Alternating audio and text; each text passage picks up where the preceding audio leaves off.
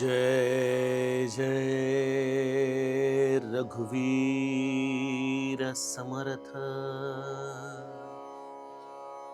मुखी राम विश्राम तेथेची आहे, सदानंद आनंद सेवोनी पाहे। तये वीणतो सीण संदेहकारी,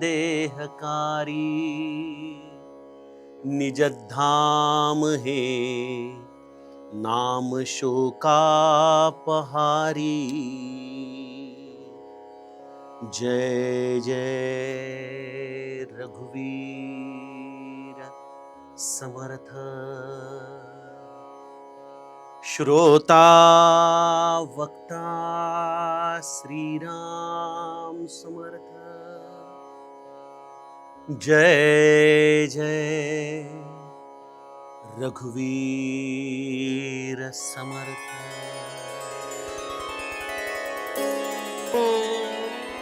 श्रीराम आपल्या सर्वांच्या हृदयस्थ वसणाऱ्या आत्मारामास साष्टांग प्रणिपात करून मनोबोध एक अंतरयात्रा हा श्री समर्थ रामदास स्वामी विरचित मनाच्या श्लोकांचा जो आपण चिंतनात्मक मागोवा घेत आहोत। समर्थांनी गेल्या श्लोकामध्ये आपल्याला विश्रामाचं स्थान खऱ्या अर्थाने समजावून सांगितलं, ज्या विश्रामाची आज आमच्यापैकी प्रत्येकाला गरज आहे। एक निर्भय, एक निर्द्वंद्व, एक अतिशय मनाची शांत अशी अवस्था, जिथं शारीरिक मानसिक स्वास्थ्य हे मनुष्याला प्राप्त होईल, असा तो विश्राम। त्या विश्रामाचं स्थान आहे प्रभू रामचंद्रांचं नाम। ज्याने या नामाचा आश्रय घेतला सज्जनो, त्याला निश्चितपणे विश्रामाची प्राप्ती होते। अशा या प्रभू रामचंद्रांच्या नामाचं महात्म्य गेल्या श्लोकामध्ये समर्थांनी आपल्याला सांगितलं। याच विश्रामाची अवस्था प्राप्त करण्यासाठी आपण कशा पद्धतीने साधन करायला हवं हे समर्थ आम्हाला आजच्या श्लोकामध्ये सांगतायत। समर्थ म्हणतायत, मुखी राम विश्राम तेथेची आहे। ज्याच्या मुखामध्ये राम नाम आहे तिथंच विश्रामाचं स्थान हे त्याला प्राप्त होतं। खरोखर अत्यंत चिंतनीय असा हा प्रश्न समर्थ आपल्या समोर ठेवतायत।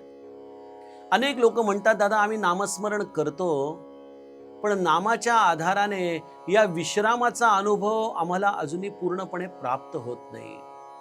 काय कारण असावं बरं?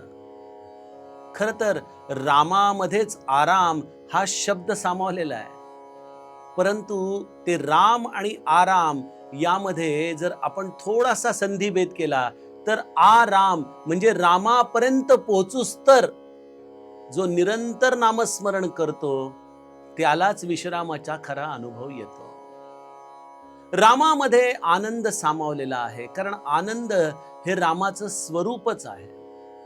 वसिष्ठांना जेव्हा राजा दशरथाने या आपल्या बालकांना सुपूर्त केलं आणि त्यांना सांगितलं की प्रभो, आपण आपल्या मनामध्ये जसा विचार केला असेल त्या पद्धतीने या बालकांनाचं नामाभिधान करा, त्यावेळेला वसिष्ठांनी प्रभू रामचंद्रांना आपल्या हातामध्ये घेतलं।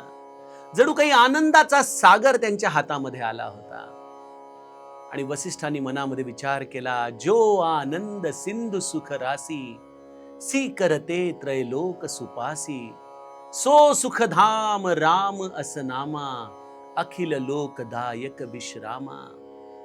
हा संपूर्ण आनंदाचा सागर, आनंदाचा सिंधू, त्याचे काही केवळ थेंब, काही तुषार जरी मनुष्याला मिळाले तरी तो आनंद स्वरूप होऊन जाईल, विश्राम स्वरूप होऊन जाईल। त्यामुळे राम या नामामध्ये आनंद आहे, त्यामध्ये विश्राम आहे आणि तो राम आपल्या मुखामध्ये येताच विश्रामाची अनुभूती आम्हाला यायला सुरुवात होते। पण ती संपूर्ण विश्रामाची अवस्था येण्यासाठी समर्थांनी मोठ्या खुबीने तिथं शब्द वापरलाय, मुखी राम विश्राम तेथेची आहे। आपल्या मुखामध्ये हे राम नाम निरंतर राहायला हवं। आणि त्या मुखामध्ये आलेल्या राम नामाच्या आधाराने जीवाने विश्रामाची प्राप्ती करून घेतली पाहिजे. आता हे कसं होतं, काय प्रक्रिया ही?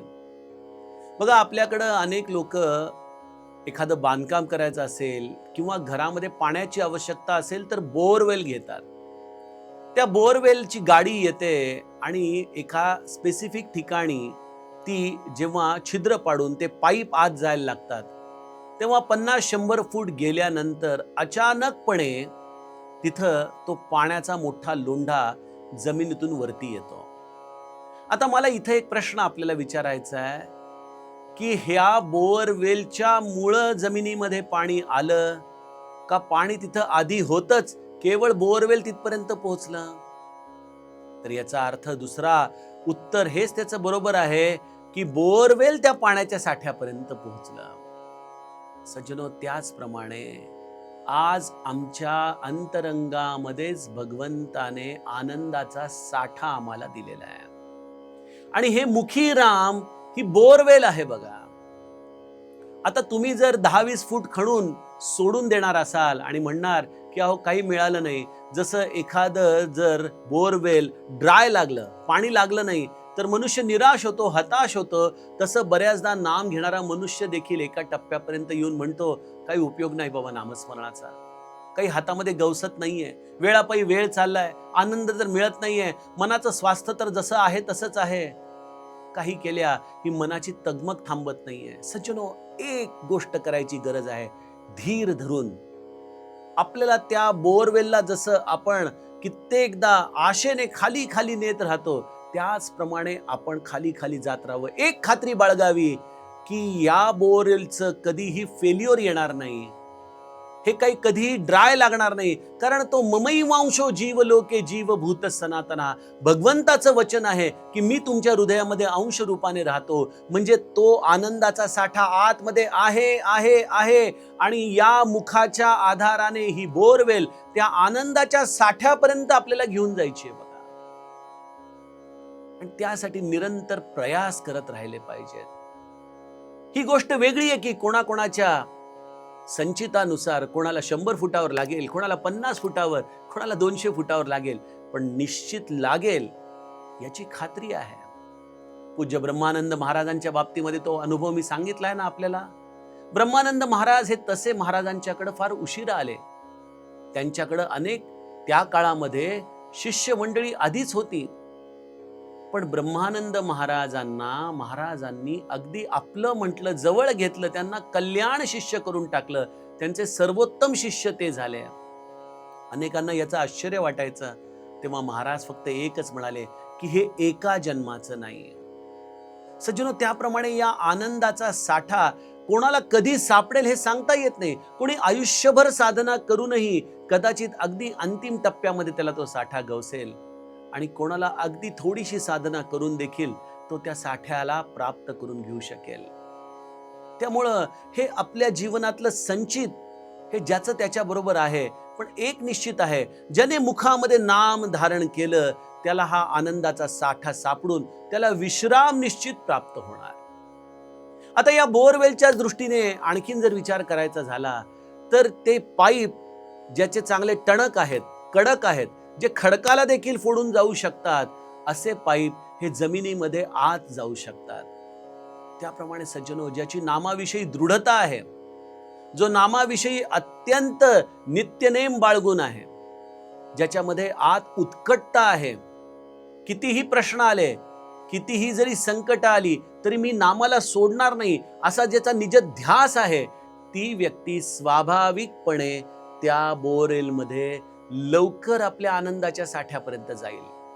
पण आमच्या सारख्या सामान्य मध्यमवयीन लोकांचं असं वागणं असतं की आपल्याला प्रश्न आवडत नाहीत, आपल्याला संकट आलेली चालत नाहीत, आपण तिथं थांबून जातो. नाही, मुखी राम विश्राम तेथेची आहे. लक्षात घ्या, त्या रामापर्यंत आपल्याला पोहोचायचंय.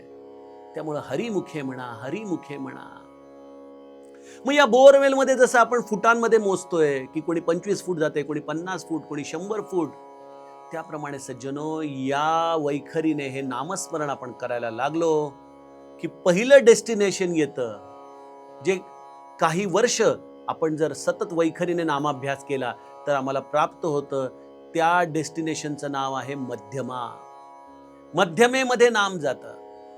जिथं शब्द उच्चारण होत नाही तिथं एक नाद असतो आणि त्या नादामध्ये ते अतिशय मनाला स्वस्थता देणारं नाम चालू असतं. तो नाद एखाद्या भ्रामरीप्रमाणे असतो. बघा, योगाभ्यास करणाऱ्या लोकांना माहिती आहे की भ्रामरी केली की एक मनाला छान प्रसन्नतेचा अनुभव येतो. त्याप्रमाणे नामाची भ्रामरी, शब्दविरहित भ्रामरी ही मध्यमेमध्ये चालू होते. तिथं देखील ही भ्रामरी अत्यंत विश्राम प्रदान करणारी ठरते. तिथून ते नाम उतरतं पश्यंतीमध्ये. पश्यंती याचा अर्थ आहे पाहणे. तुम्हाला अंतःचक्षुच्या आधाराने त्या नामाचं दर्शन होतं. त्या नामामध्ये दडलेलं रूप तुमच्या हृदयामध्ये प्रगटू लागतं. अतिशय सुंदर सुंदर रामाचे नेत्रदीपक अशी आपल्या समोर आभा हृदयामध्ये प्रगटू लागतात आणि ते रूप आपल्या मनाला विशेष आराम, विशेष प्रसन्नता, विशेष आनंद, विशेष विश्राम देणारं ठरतं.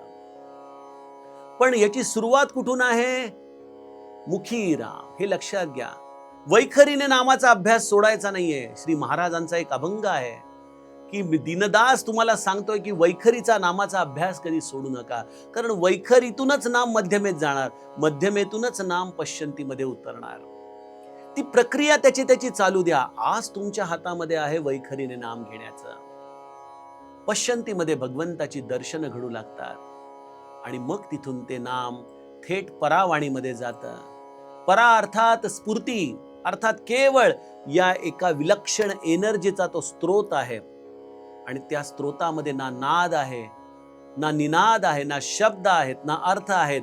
बस केवळ त्याचं अस्तित्व आहे आणि त्या परातीत असलेल्या परब्रह्मापर्यंत ही परावाणी आम्हाला घेऊन जाते आणि आम्हाला संपूर्ण विश्राम प्रदान करवते. पण ही एक फार मोठी प्रक्रिया आहे. कदाचित काही जन्म चालणारी प्रक्रिया आहे, कदाचित काही लोकांच्या उत्कटतेमुळे या जन्मात घडणारी प्रक्रिया आहे. पण एक आहे की मुखी राम विश्राम तेथेची आहे, हे निश्चित आहे. नाम घेणाऱ्या माणसाला खरंच काही कष्ट करावे लागतात का हो? आपलं छान आसन घालून बसलेला आहे, निवांत बसलेला आहे, हातामध्ये जपमाळ फिरती आहे आणि त्या नामाचं उच्चारण करता करता एक जिभेवरती सुंदर मधुरता आहे, चेहऱ्यावरती स्मित हास्य आहे. मला सांगा, नुसतं नाम घेणं देखील विश्राम नाही का? असा हा रामनामाचा अलौकिक महिमा समर्थ गातात. मुखी राम विश्राम तेथेची आहे, सुखा सदानंद आनंद सेवोनी पाहे. हा या नित्य आनंदाचा ठेवा जो या परावाणीच्या आधाराने आपल्याला प्राप्त होतो, त्यासाठी सतत मुखाने नामस्मरण करत गेलं असता ही जाणीव आत आत आत आत उतरत जाते आणि ती या सदानंदापर्यंत आम्हाला घेऊन जाते. आता हे सदानंद रूपी आत्मस्वरूप, अर्थात हे परातीत असलेलं तत्व कदाचित आम्हाला सापडायला वेळ लागेल. पण मी नेहमी एक उदाहरण देतो की आपण एखाद्या थंड हवेच्या ठिकाणी निघाला. समजा तुम्ही काश्मीरमध्ये एखाद्या थंड हवेच्या ठिकाणी निघालाय, अजूनही ते ठिकाण यायचंय, तुम्ही त्याच्याकडे जातानाचा घाट चढायला लागलेला आहे, अजूनही काही किलोमीटर जायचंय तुम्हाला अंतर, पण त्या अंतरावरतीच तुम्हाला गारवा जाणवू लागतो की नाही? तसं सज्जनो, तुम्ही वैखरीने नामस्मरण करायला लागा. अजूनही कदाचित मध्यमा, पश्यंती, परा ही स्थानकं लांब असतील, पण तुम्ही त्या दिशेने निघालेला आहे आणि त्या दिशेने जातानाच आपल्याला त्या स्थानकाचा गारवा जाणवायला लागतो आणि तो गारवा आहे विश्रामाचा. सदानंद आनंद सेवोनी पाहे. नामस्मरण तुम्ही कसंही जरी केलं तरी ते तुम्हाला विश्रामच प्रदान करणारं ठरतं. परंतु आमच्या मनामधला संदेहाने आम्ही बऱ्याचदा आलेला तो विश्राम देखील घालवून बसतो.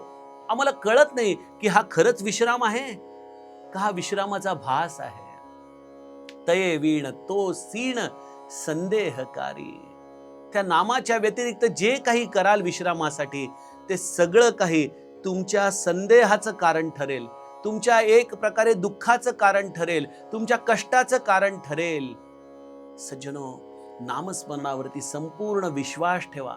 जर कशाने साधेल तर ते नामानेच साधेल. ही ज्याची निष्ठा दृढ झाली, ज्याच्या जीवनातला हा संदेह निघून गेला, असा हा संदेह निवारण झालेला ज्याचा स्वभाव आहे ना, त्याला कधीच या नामामधून कष्ट होत नाहीत, कधीच त्याला साधनेचे कष्ट होत नाहीत. श्री महाराज म्हणायचे ना की माझ्या माणसाने साधनाचे कष्ट करू नयेत, कारण नाम हे कधीही कष्टप्रद नाही, ते प्रेमाचं साधन आहे. तये वीण तो सीण संदेहकारी, निजधाम हे नाम शोकापहारी. जगातल्या सर्व दुःखांचा त्याग एकाच स्थानी होतो आणि ते स्थान आहे नामाचं. तुमच्या आयुष्यामध्ये कितीही संकट असू द्यात, कितीही कष्ट असू द्यात, सज्जनो, मी आपल्याला हात जोडून प्रार्थना करतो, काही वेळ, काही क्षण या भगवत नामाला द्या आणि स्वतःच अनुभवा कोणाला कशा पद्धतीने हे नाम शांत करतं. कारण नाम हे या कलियुगामधलं एक असं भेषज आहे, एक असं औषध आहे, त्या औषधानेच मनाचे सर्व दाह शमतात. तुम्हाला परम शांततेचा अनुभव येतो. आणि हे मी अनुभवाने सांगतो सज्जनो. किंबहुना तुम्ही जितके व्यस्त असाल, जितके त्रस्त असाल आणि त्याच्यामध्ये तुम्ही अगदी काही हाताच्या बोटावर मोडण्या इतक्या माळा जरी जप करू शकला ना, तरी देखील तेवढंच साधन देखील तुम्हाला विश्राम देणारं ठरेल. दिवसभराची तुमची स्फूर्ती, तुमचा उत्साह वाढवणारं ठरेल. जीवनाला एका नवीन दृष्टिकोनातून पाहण्याची तुम्हाला शक्ती देणारं ठरेल. आणि अशा पद्धतीने ते नाम तुमच्या जीवनामध्ये तुम्हाला सुखधाम प्रदान करणार आहे. कारण ते स्वतः आनंद स्वरूप आहे. तिथं आनंदाशिवाय दुसरं काही नाहीच. तुम्ही त्या आनंद सागराचा कण होऊन जाता आणि तुम्ही देखील ते आनंद स्वरूप झाल्यामुळं, जसं सूर्याजवळ कधीही काळोख टिकू शकत नाही, चंद्रमाच्या शीतलतेमध्ये कधीही अग्नी असू शकत नाही, त्याप्रमाणे नाम घेणाऱ्या या सुखधाम रूपी जीवाला कधीही कष्टाची अनुभूती येत नाही. तुमचं प्रारब्ध कदाचित नाम बदलून टाकेल. जी गोष्ट तुम्हाला त्रास देतीये ते प्रारब्ध बदलण्याचं सामर्थ्य नामामध्ये आहे, परंतु आपण त्या अभिलाषेने नामस्मरण करू नये. आपण नामावरती सोपावं, त्याला जे योग्य वाटेल तसं ते करेल. तो प्रारब्ध बदलेल किंवा त्याच प्रारब्धामध्ये ठेवूनही तो आमचं समाधान मात्र अबाधित ठेवेल. आणि मला असं वाटतं की प्रारब्ध गेलं काय आणि राहिलं काय, जर माझं या सगळ्या अवस्थेमध्ये समाधान राहणार असेल तर मला वाटतं जे मला प्राप्त करायचंय ते मिळालंय. आणि अशा या नामाचं हे अलौकिक महत्व समर्थ त्यामुळं गातात की नाम हे खऱ्या अर्थाने सुखधाम आहे. संदेह ठेवू नका, संदेह ठेवू नका. आणि मी तर पुढे जाऊन म्हणीन की जरी संदेह असला तरी नाम सोडू नका. नाम घ्या, नाम घेऊनच स्वतः अनुभव बघा. तुमच्या जीवनातले संदेह दूर करण्याची ताकद देखील नामामध्ये आहे. तुम्ही नाम घ्या आणि त्या सुखाचा धाम अनुभवा. आज जे तुम्हाला डिप्रेशनचा त्रास आहे, जी भीती तुम्हाला सतत एक प्रकारे कंपायमान करतीये, मनाच्या आतमध्ये दडलेले जे सूक्ष्म विकार आहेत, या सगळ्यांवरती अत्यंत प्रभावी औषध आहे नामस्मरण. त्या नामाच्या आधाराने तुम्ही तुमच्या अंतःकरणाला विश्राम प्रदान करा. हे सगळे रोग समूळ नष्ट करा आणि तुम्ही देखील सुखधाम होऊन जा. हेच समर्थांचं या श्लोकाच्या आधाराने सांगणं. सज्जनो, आपले अभिप्राय, आपल्या कमेंट्स, आपले प्रश्न जरूर आपण कमेंट बॉक्समध्ये लिहा. आणि आपण आता उद्या पुढील श्लोकाचं चिंतन बघूया. जानकी जीवन स्मरण. जय जय राम. जय राम.